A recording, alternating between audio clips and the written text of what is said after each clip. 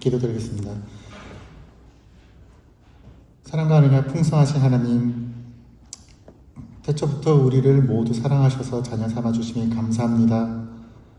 또한 그런 저희들을 위하여 하나뿐인 아들 예수님을 보내주셔서 대속제물로 삼으사 우리들을 하나님 곁으로 돌아올 수 있게 하신 사랑의 찬양과 경배를 드리니 홀로 영광 받아주세요.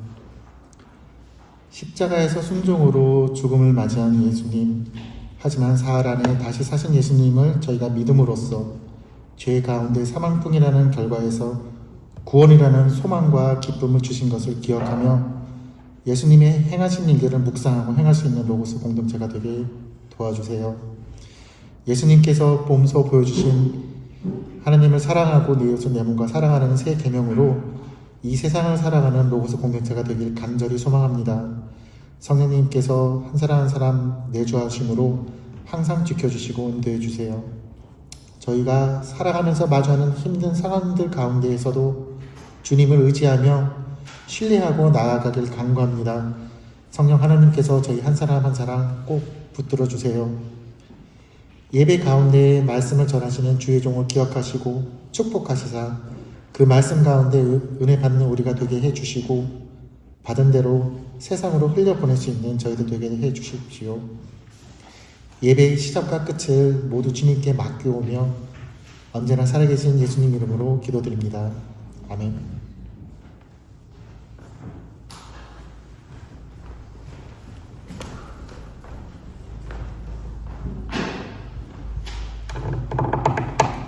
오늘의 말씀 말라기 2장 10절에서 16절입니다. 말라기 2장 10절에서 16절입니다.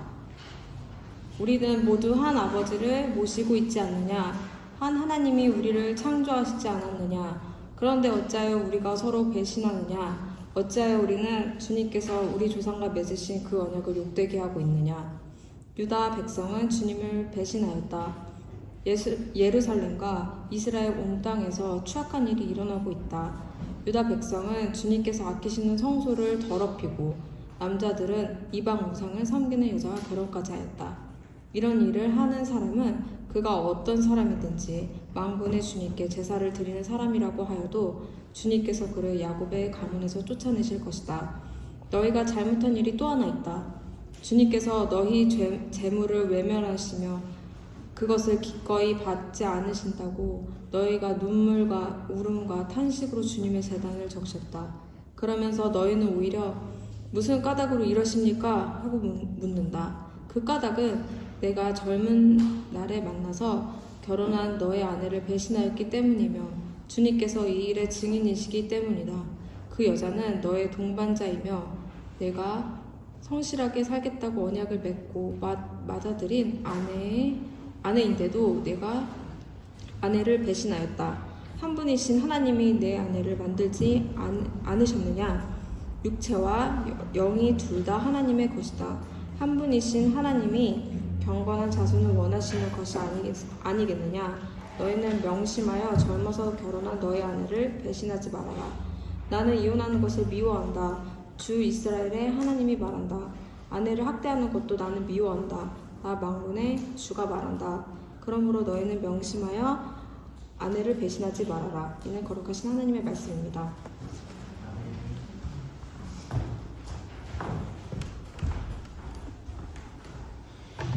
부활절 예배에 오신 여러분 주님의 이름으로 환영합니다. 오늘은 우리가 같이 말씀을 나누면서 같이 찬양을 부르는 시간을 갖도록 하겠습니다. 오늘 언약과 부활이라는 제목으로 같이 말씀 나누도록 하겠습니다. 오늘날 우리의 인식은 부활절보다는 성탄절에 좀 더 우리의 어떤 인식과 또 우리 기독교적인 절기라고 생각하면 성탄절에 좀 더 관심을 갖고 있죠. 그리고 또 하나님 나라보다는 나의 세상을 어떻게 구축하고 어떻게 이루어갈 것인가에 치중되어 있지만 사실 부활절은 우리가 믿는 기독교 신앙의 핵심이면서 기독교의 그 어떤 절기보다도 가장 먼저 생긴 절기입니다. 우리가 생각할 때에는 성탄절이 먼저 있지 않았을까라고 생각하지만 그렇지 않아요. 예수님께서 부활하시고 난 다음 부활하신 예수님을 기억하면서 가장 먼저 기독교 안에 생긴 것이 바로 부활주일입니다. 그래서 가장 크게 오늘 이 부활절을 기념하고 기뻐해야 합니다. 부활이 없다면 우리가 예수 그리스도를 믿는 믿음은 의미가 없습니다. 고린도전서 15장 17절부터 보면 바울은 부활이 없다면 예수 그리스도를 믿는 믿음이 헛되고 우리가 아직 죄 가운데 있을 것이라고 말했습니다. 또 부활이 없다라면 모든 사람들 중에서 그리스도인들이 가장 불쌍한 사람이라고 이야기했습니다. 반대로 이 바울이 이야기한 이야기를 반대로 생각하면 부활을 믿으면 완전히 다른 세상이 펼쳐집니다. 부활을 믿는 그리스도인들에게는 소망이 있습니다. 부활을 믿는 그리스도인들은 희망을 갖습니다. 이것이 가장 극명하게 드러나는 것은 장례식장입니다. 장례식장에 가서 우리가 예수 그리스도를 함께 믿는 성도들과 교제하는 사람들은 그 장례식이 슬프지만 슬픔으로 끝나지 않습니다. 우리에게 산 소망이 있고 다시 만날 그날을 기대하면서 부활을 기뻐하고 그리고 지금 죽는 죽음이 영원히 죽음으로 끝나는 것이 아니라 부활하여서 우리가 다시 만날 것을 기대합니다. 그렇기 때문에 우리가 믿는 부활은 우리의 믿음은 현재를 지나 미래에까지 연결됩니다. 부활이 있기 때문에 현재의 삶을 고난으로만 여기지 않고 묵묵히 감당해 갑니다. 부활이 있기에 믿음 안의 형제 자매들을 다시 만날 소망을 갖습니다. 그래서 우리 교회는 제가 아직 10년 동안 사역을 하면서 소천하신 분들이 없지만 원래 부활절에 기독교가 갖고 있는 큰 전통 중에 하나는 지난 1년 동안에 소천하셨던 그 성도들의 이름을 불러보는 겁니다. 우리가 예수 안에서 다시 만날 그날을 기대하면서 몇 월 며칠 돌아가셨던 우리 그분의 이름을 부르는 겁니다. 같이 부르고 그분의 삶을 다시 한번 생각해보고 다시 언젠가 만날 그날을 소망하는 것입니다. 부활이 있기 때문에 믿음 안의 형제자매들을 다시 만날 소망을 갖습니다. 지금은 우리의 연약함으로 인해서 서로에 대해서 오해도 하고 부족한 모습도 보이지만 부활 이후 우리는 그리스도 안에서 미움 다툼 시기하지 않고 온전한 모습을 이룰 것입니다. 요한복음 16장 33절에서 예수께서는 이렇게 말씀하셨습니다. 너희는 세상에서 환난을 당할 것이다. 그러나 용기를 내어라. 내가 세상을 이겼다. 사망 권세를 이기시고 승리하신 주님을 찬양합니다. 우리 시간 같이 찬양하겠습니다. 수많은 무리들 줄지어 찬양하도록 하겠습니다.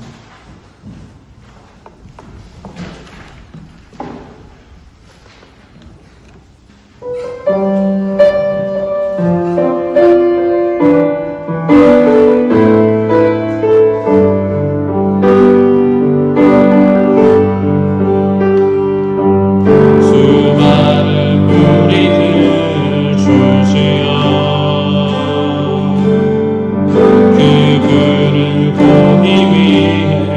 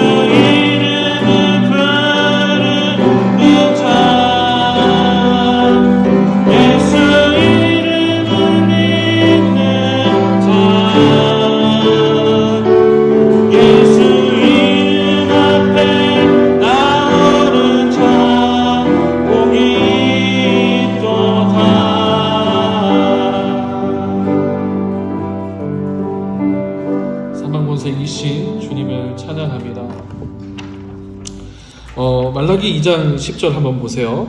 말라기 2장 10절 보시면 우리는 모두 한 아버지를 모시고 있지 않느냐, 한 하나님이 우리를 창조하시지 않았느냐, 그런데 어찌하여 우리가 서로 배신하느냐, 어찌하여 우리는 주님께서 우리 조상과 맺으신 그 언약을 욕되게 하고 있느냐. 출애굽을 하고 난 뒤에 이스라엘 백성들이 가나안으로 들어가면서 이 가나안에 있는 땅들을 각 지파별로 분배받았습니다. 각 지파별로 땅을 분배받았다라는 것은 어떤 의미냐면, 이스라엘 백성이라면, 하나님의 백성이라면 어느 누구도 배골지 않고 아쉬운 소리 하지 않고 삶을 살아갈 수 있다는 것을 의미합니다. 하지만 이 12지파가 땅을 분배받은 것은 이내 그 의미를 상실하고 맙니다. 하나님께서 희년이라는 제도를 두셔서 그것을 보완하게 하시려고 했었던 것도 사실 잘 지켜지지 않습니다. 예를 들어서 한번 룻기를 한번 생각해 보세요. 룻기를 한번 생각해 보시면 룻의 시어머니였던 나오미는요, 자신들이 상속받은 땅을 모두 다 팔아버렸어요. 팔고 모압 땅으로 이주하는 장면이 나옵니다. 나중에 모압에서 이민 생활을 마치고 돌아올 때는 룻의 가족에게는, 이 나오미의 가족에게는 우리가 경작할 수 있는 땅이 하나도 없어요.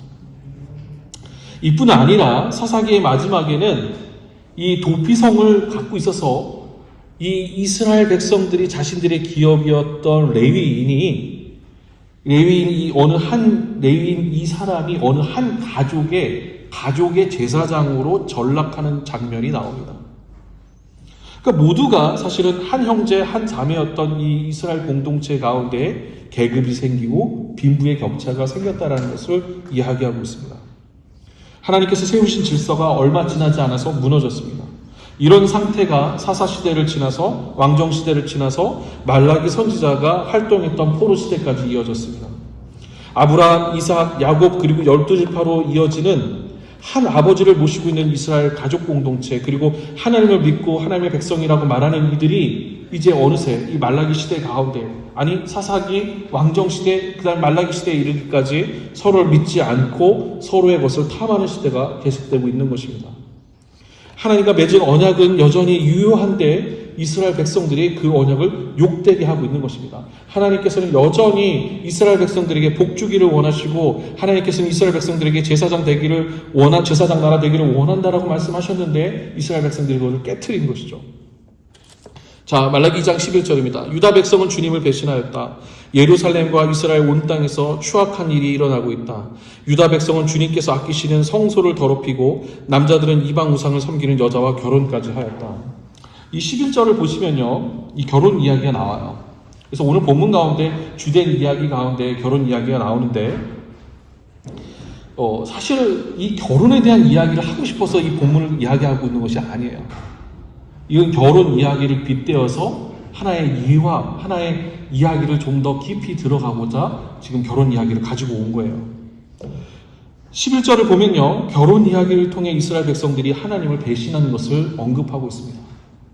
여러분 이제 잘 기억이 나시지 않을지 모르겠지만 우리가 보통 결혼을 할 때 혼인서약이라는 것을 합니다. 혼인서약을 하면서 내가 이 사람에게, 그리고 우리 상대방에게 내가 헌신하겠다라는 그런 서약을 하는 것이죠. 그러니까 사실은 하나의 커버먼트, 그 계약을 맺는 관계가 되는 것이죠.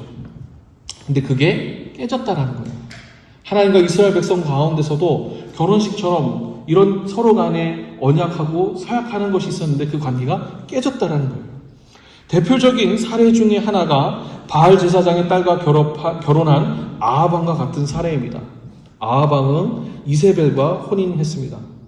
여기서 우리가 오해하지 말아야 할 것은 11절에서 이방 우상을 섬기는 여자와 결혼했다는 것을 오늘날은 비기독교인과 혼인하지 말아야 한다고 해석하고 적용하는 그것은 그거는 건강한 해석이 아니에요.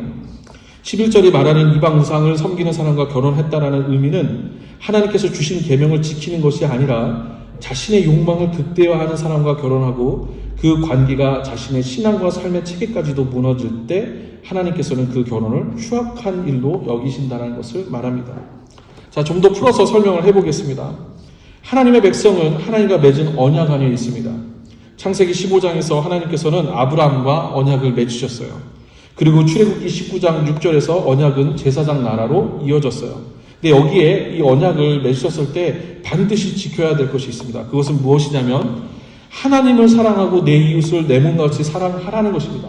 하나님을 사랑하고 내 이웃을 내 몸과 같이 사랑하는 것을 이스라엘 백성들이 할 때 하나님께서는 이스라엘 백성들을 제사장 나라로 세우신다라고 말씀하셨어요. 그것이 지켜질 때 이스라엘은 제사장 나라가 되는 것입니다. 그런데 이스라엘 백성들이 언약을 지키지 않기 시작했습니다. 사사기를 보면 자기의 소견대로 행하기 시작합니다. 주변 나라를 보면서 부러워하기 시작합니다. 서서히 이방 족속의 문화가 이스라엘 백성들 가운데 들어옵니다. 우상을 섬기는 이방 여자와 결혼했다는 것이 대표적인 사례입니다. 앞서 아합 왕은 유대의 왕이었지만 바알 제사장의 딸인 이세벨과 결혼하면서 하나님과 맺은 언약을 지켜야 할 왕이 나봇의 포도원을 빼앗고 앞장서서 바알을 섬깁니다. 이 과정에서 하나님과 맺은 언약은 무시됩니다. 하지만 곰곰이 생각해보면 이방 여인과 결혼했기 때문에 이런 일이 생긴 것이 아닙니다. 이미 이스라엘 백성들 사이에 세상의 문화와 세상의 길이 들어와 있습니다. 이렇게 하면 잘 살 수 있어. 이렇게 하면 성공하는 삶을 살 수 있어. 우리가 걸어야 될 하나님의 백성으로서 이 너희들의 모습을 통해서 모든 열방이 하나님을 알게 될 거야. 너희가 어떻게 하나님의 말씀을 지켜 행하면 이것은 다 사라져 버리고 하나님을 믿는다라고 하면서도 세상 사람과 전혀 다르지 않게 살는 삶이 이미 이스라엘 백성들 가운데, 그리고 왕이었던 아합 역시도 그렇게 삶을 살고 있었다라는 거죠. 하나님의 정의와 공의는 버려진 지 오래되었습니다. 이세벨과 결혼해서 이방 족속의 문화가 들어온 것이 아니라 아합 왕이 이미 이방 사람처럼 살고 있는 것입니다. 오늘 이 시대의 그리스도인들도 마찬가지입니다. 많은 분들이 착각을 하시는데 내 자녀의 배우자 혹은 자신의 배우자가 교회 안에 있는, 교회 공동체 가운데 있는, 혹은 종교가 뭐예요 하면 크리스찬이에요 라고 하는 가운데에서 한 사람을 선택하기를 원합니다. 미안한 이야기지만 교회를 다닌다고 해도 거듭나지 않은 사람이 태반입니다. 교회를 다닌다고 해서 그 사람이 믿음의 사람이 아니에요. 이미 여러분들 익히 아는 사실 아닙니까? 여러분 가정의 주인 되신 이가 누군지 한번 생각해 보세요. 우리가 대화 가운데 있어서 그 대화의 주제가 일상적인 이야기를 넘어서 심도 있는 이야기로 들어가 보면 그 심도 있는 이야기 가운데에서 그 사람이 무엇을 추종하면서 살아가는지를 한번 살펴보세요. 혹은 내 이야기 가운데 내 관심사가, 내가 오늘 말씀을 읽고 하나님 뜻대로 살아가려고 하는 그 모든 것 가운데, 내 삶에 있어서 중요한 결정을 하는 것 가운데 내 기준이 어디에 있는가 한번 생각해 보세요. 가정 예배를 드려도 가정의 주인이 하나님이 아닌 물질이나 자녀가 예배의 대상이 될 수 있습니다. 우리를 한번 생각해 봅시다. 오늘 이 시대를 살아가고 있는 우리 그리스도인들은 무엇을 추구하며 살아갑니까? 오늘 우리가 부활절로 예배를 드립니다. 예수께서 부활하신 것을 기념하는 기독교의 가장 최대 절기가 부활절입니다. 그런데 요즘 우리가 잘 잊고 있는 것이 있습니다. 예수께서 고난당하시고 십자가에 못 박히신 것, 그것을 오늘 이 시대의 그리스도인들은 2000년 전 사건으로 그냥 한정지어 버리고 맙니다. 그저 제자들 중에서 가룟 유다가 은 30냥을 받고 예수를 팔아버린 것으로 그렇게 끝을 냅니다. 아닙니다. 2000년 전에 유다 한 사람에만 그런 일이 해당된 것이 아니라 하나님의 형상이 깨어져 버린, 그래서 자기 자신만을 위해서 사는 이 세상의 모든 사람들을 위해 예수께서 고난당하시고 십자가에 죽으신 것입니다. 오늘도 여전히 나만 위해서 살고 나만 손해보지 않으려고 하고 나 중심으로 생각하는 나, 바로 나 때문에 예수께서 고난당하시고 십자가에서 죽으신 것입니다. 유다 백성이 주님을 배신한 일이 여전히 오늘 이 시대 가운데도 일어나고 있습니다. 말라기에서 말한 이방 사람들의 문화가 여전히 교회 안에서도 우리의 삶을 지배하고 왕노릇하고 있습니다. 예수께서는 제자들 때문에 고초당하신 것이 아니라 우리 때문에 고초당하신 것입니다. 우리 같이 찬양하겠습니다. 우리 때문이라는 찬양 같이 한번 불러보면서 이 의미를 한번 생각해 보도록 하겠습니다.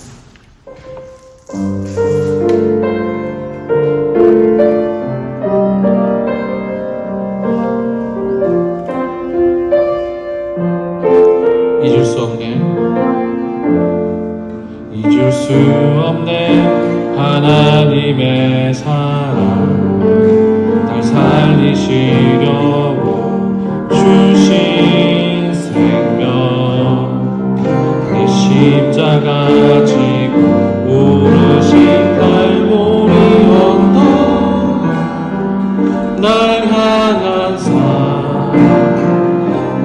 때문에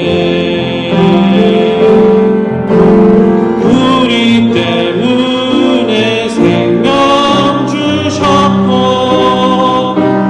우리 때문에 고통 당하셨네.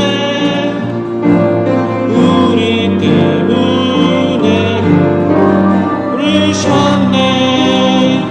무지한 우리 때문에 나는 보았네. 나는 보았네. 피 묻은 십자가 날 구하시려고 흘린 사랑.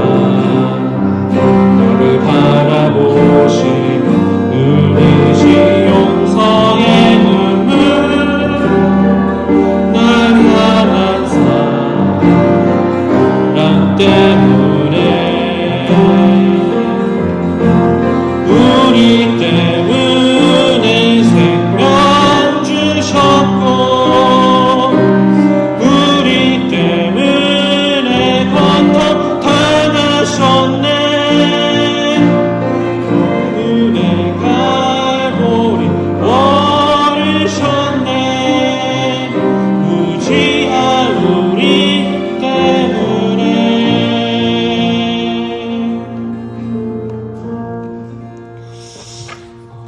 말라기 2장 12절 한번 보세요.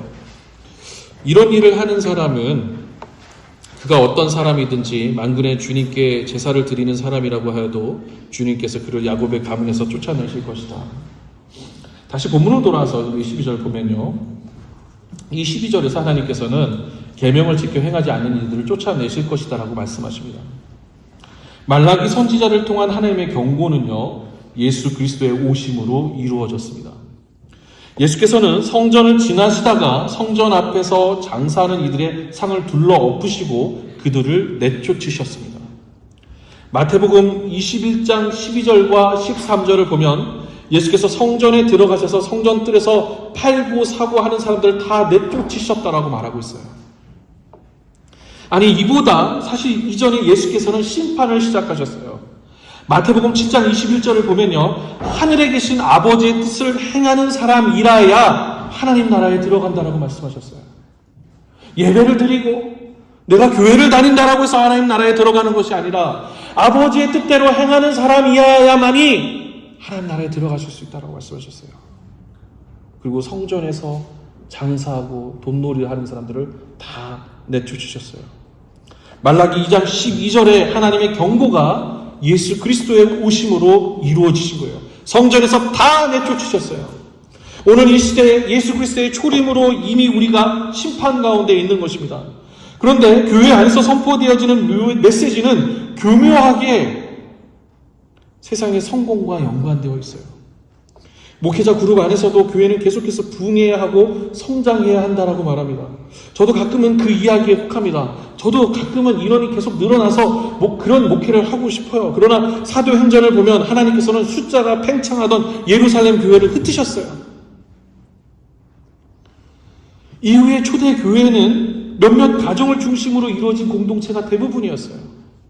심지어 예수께서도 뭐라고 말씀하셨냐면 200명 중에 300명 중에 내가 이들 가운데 거하겠다라고 말씀하신 것이 아니라 두세 사람이 내 이름으로 모인 가운데 내가 그들 가운데 거하겠다라고 말씀하셨어요.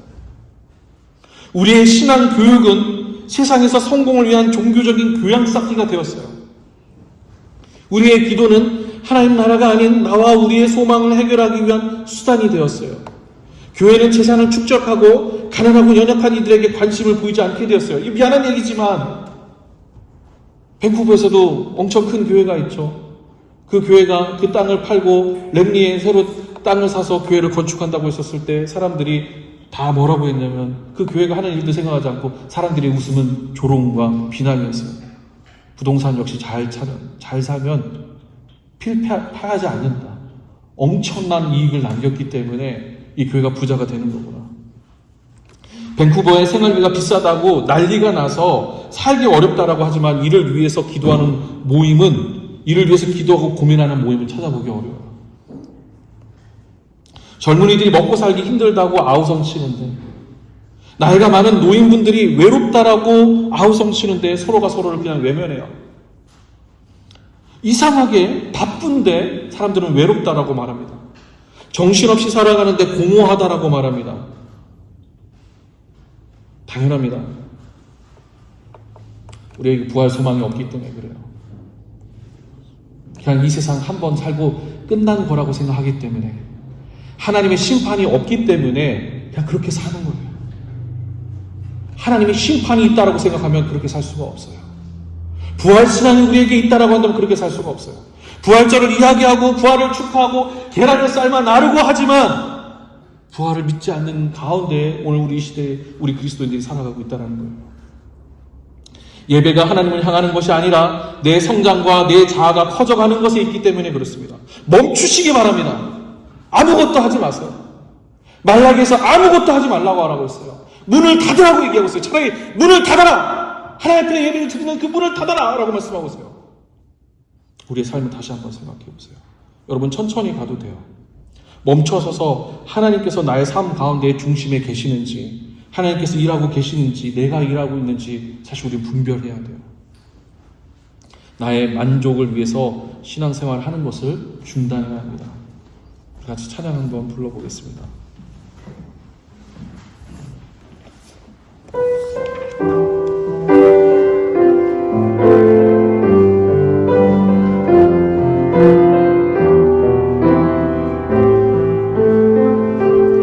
나의 만족과 유익을 위해 가지려 했던 세상 일들 이제 모두 다 해로 여기고 주님을 위해 다 버리네.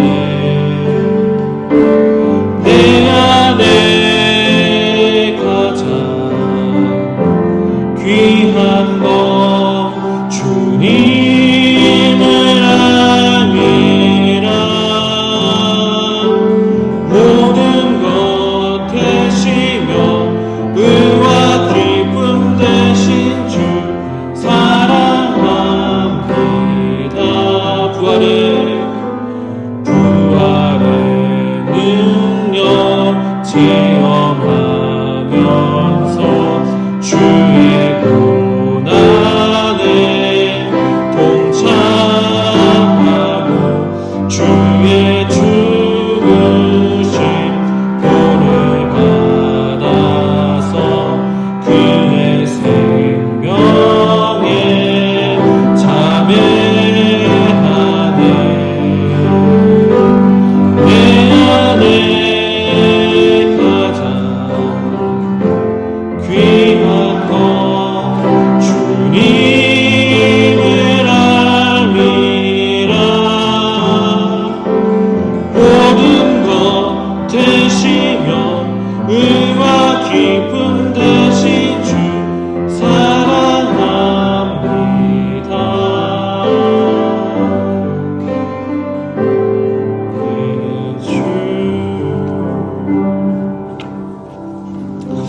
말라기 2장 13절을 보면요, 너희가 잘못한 일이 또 하나 있다. 주님께서 너희 재물을 외면하시며 그것을 기꺼이 받지 않으신다고 너희가 눈물과 울음과 탄식으로 주님의 제단을 적셨다. 13절을 보면요, 이스라엘 백성들은요, 하나님께서 예배를 받지 않으시는 것을 보고요, 아주 굉장히 당황해야 합니다. 13절의 후반절을 보면요, 이스라엘 백성들은 눈물과 울음과 탄식으로 주님의 제단을 적셨다라고 이야기하고 있습니다. 13절이 나오게 된 배경을 한번 생각해 보시기 바랍니다. 성전과 성벽이 재건되었습니다. 그곳에서 70년 만에 예배가 이루어집니다. 얼마나 감격스러웠을까요? 제가 군대에 갔는데 훈련소에 막 이제 입대를 해서 저는 그렇게 32사단 공주 이렇게 그 훈련소에 입대를 했는데 예배를 한 5일 만에 있다가 예배를 드리러 갔어요. 근데 예배를 드리러 갈 사람들 다 나와 이렇게 해서 쭉 나와서, 그때는 IMF 외환 이후에 이제 엄청나게 많은 훈련병들이 가서 예배를 드리러 가는데 훈련소에서부터 예배당까지는 한 30분을 걸어가야 되는 거예요. 막 걸어가야 되는데 5일 만에 예배를 드리는데 막 걸어가는 눈물이 막 나는 거예요. 눈물이 막 콧물이. 그 예배에 대한 그 감격과 정말 내가 정말 이 힘들고 어려운 상황 가운데서 하나님 만나러 가야겠다. 그래서 예배당에 딱 가는데 예배당이 꽉 찼어요. 옆을 보니까 옆에 훈련들 가서 다 얼굴이 다 막 여기 떼국물이 막 흐르면서 눈물 흘리면서 눈물 콧물 막 흐르면서 간절한 마음으로 그렇게 예배를 드렸어요. 근데 그렇게 예배를 5일 만에 드렸을 때는 간절한 마음으로 드렸는데 그 다음 주 가니까 초코파이 하나에 나의 종교적인 나의 예수님을 팔아버리는 초코파이 2개 준다고 혹은 오늘 저기 불교에서 국수 준다고 그쪽으로 가는 그런 극악무도한 무리들도 있었고 저도 잠깐 카톨릭으로 잠깐 갈까 했지만 그 주에 하나님께서는 햄버거로 우리를 위로하셨어요. 이 13절을 보면요 정말 간절하게 이스라엘 백성들이 예배를 드려요. 성전이 재건되어서 귀환한 이스라엘 백성들이 공동체가 다시 회복되기 위한 노력을 기울이는 모습을 아주 잘 보여줘요.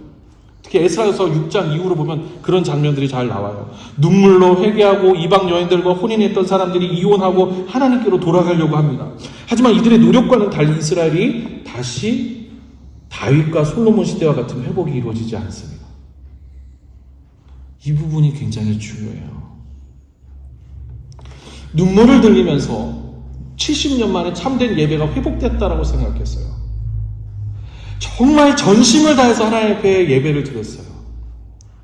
그런데 다윗과 솔로몬의 시대가 회복되지 않는 거예요. 이스라엘 백성들은 하나님께 회개하면 다윗과 솔로몬의 시대가 회복될 것이라고 생각했어요.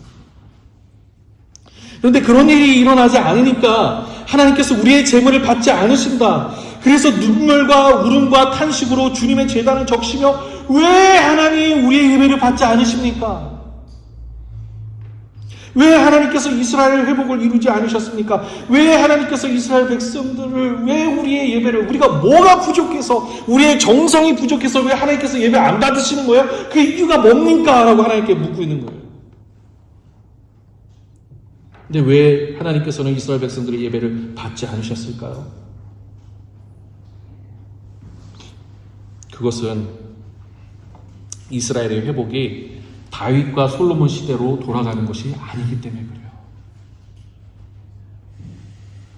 이스라엘의 회복은 하나님의 통치로서의 회복을 의미하는 거예요.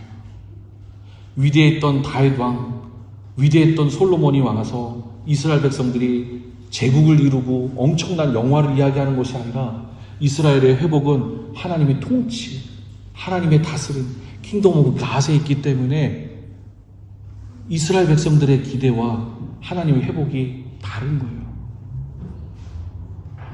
앞서 사사기 시대, 왕정 시대 이미 하나님과 맺은 언약을 이스라엘 백성들이 어겼다는 것을 말씀드렸습니다. 따라서 이스라엘 백성들이 아무리 눈물로 회개하며 예배드리면서 다윗과 솔로몬 시대의 영광을 회복을 간구했다고 하더라도 하나님께서는 절대 응답하지 않으세요. 그것을 15절과 16절에서 결혼을 빗대어서 말하고 있는 것입니다. 참다운 회복은 이스라엘 백성들이 눈물과 콧물을 흘리면서 기도해야 될 참다운 회복은 예수께서 말씀하신 것처럼 세계명이에요. 하나님께서 이 세상을 창조하셨던 것처럼 하나님 나라로서의 회개예요. 다윗과 솔로몬의 영광스러운 우리의 욕망이 투영되어 있는 것이 아니라 하나님이 친히 다스리시는 하나님의 주권과 하나님의 통치가 있는 하나님을 믿고 살고 의지하는 것의 회복을 이야기하는 거예요. 새 계명은 하나님이 창조하시니 보시니 좋았더라의 회복이죠. 하나님을 사랑하고 내 이웃을 내 몸과 같이 사랑하는 세상으로서의 회복인 거예요. 그러면 사실 오늘 이 시대도 똑같이 적용돼요. 우리가 눈물을 흘리면서 콧물을 흘리면서 주님 회복시켜 주십시오. 주님 이 성전이 비었습니다. 오늘날 기독교가 정말 안타까운 상황 가운데 있습니다. 옛날에 그 영원했던 영광들 70년대 80년대 90년대 그냥 전도만 해도 사람들이 몰려나고 이 성전 가운데 꽉 차게끔 하시고 우리가 헌금을 모아서 건물을 짓고 많은 사람들이 우리 기독교의 영향 가운데 한국의 캐나다가 기독교의 영향이 회복되는 거 죽었다 깨나도 하나님은 응답하지 않으시는 거예요. 하나님의 통치와 전혀 무관한 얘기예요. 우리의 욕망이 투영되어 있을 뿐이에요. 속지 마세요. 그건 하나님의 영광이 아니에요. 하나님의 나라의 회복은 하나님의 정의와 하나님의 공의가 회복이 되는 거예요. 우리가 믿는 예수께서는 하나님 나라의 회복을 위해서 우리의 죄를 담당하시고 십자가에 못 박히시고 죽으심으로 우리의 죄를 담당하셨습니다. 만약 우리가 예수께서 오신 이유 그리고 고난당하시고 십자가의 죽으심을 이야기하면서도 왜 하나님 우리가 열심히 예배드리고 하나님을 찬양하는데 왜 잊혀진 영광이 회복되지 않습니까? 라고 묻는다면 그것은 예수를 다시 십자가에 못 박는 것과 똑같습니다. 15절과 16절에서 말라기 선지자는 거듭해서 하나님의 메시지를 전합니다. 아내를 배신하지 말아라. 결혼을 이야기하는 것이 아닙니다. 하나님과 맺은 순결한 언약을 깨트리지 말라는 것입니다. 예배가 회복되어지고 하나님을 아는 것이 회복되어지는 것은 다윗과 솔로몬 시대로서의 회개를 이야기하는 것이 아닙니다. 하나님 나라의 회복입니다. 좀 더 우리에게 적용해서 이야기하자면 예배가 회복되어지고 부활의 삶을 누리는 것은 사회적인 약자들, 장애인들, 계층과 물질로 인하여 차별이 존재하는 이 세상에 그것이 잘못되었다고 말하며 우리 모두가 하나님의 형상으로 지음받았다는 것을 회복하는 겁니다. 살다 보면 우리 모두 마음 아픈 부분이 있어요. 살다 보면 우리가 다 아픈 손가락이 있어요. 그것이 자녀일 수도 있고 부모님일 수도 있고 배우자일 수도 있고 때로는 내 자신일 수도 있어요. 하나님 나라는 그 부족한 부분을 서로 채워주는 겁니다. 예수의 부활함은 부족함이 영원히 계속되고 그것으로 끝날 것 같은데 그것이 아니다라는 거예요. 부활하신 예수 그리스도를 찬양하며 부활신앙을 갖는 것은 부활이 있으니 이 삶이 끝이 아니니 하나님의 나라를 지금 구현하면서 살아가는 것을 말하는 거예요. 그걸 위해서 하나님께서는 숨겨진 사람들을 찾고 계신 거예요. 그걸 위해서 하나님께서는 이 작은 교회를, 로고스 교회를 유지하게 하시는 거예요. 제가 항상 힘들고 어려울 때마다 하나님께서 저를 부르신 소명의 말씀을 생각해요. 역대하 7장 14절부터 20절이에요. 그 말씀 가운데서 하나님 저를 처음으로 부르셨을 때 이런 말씀하셨어요. 내 백성이 스스로 겸비하고 회개하고 내가 너를 통해서 그 땅을 치유하고 회복하게 하리라. 항상 힘들고 어려울 때마다 그 말씀에 의지해서 내가 있어야 되는 것이 뭔가 큰 것을 이루고 하는 것이 아니라 사람들을 회복시키고 사람들을 독려해서 하나님의 나라 백성으로서 살게 하는 것이다라는 것을 생각합니다. 로고스 교회 여러분, 교우 여러분 끝까지 인내하시기 바랍니다. 인내는 연단을 낳고 연단은 소망을 낳는다는 것을 기억하시기 바랍니다. 우리 다 같이 일어나셔서 모든 여방 주 볼 때까지 찬양하겠습니다.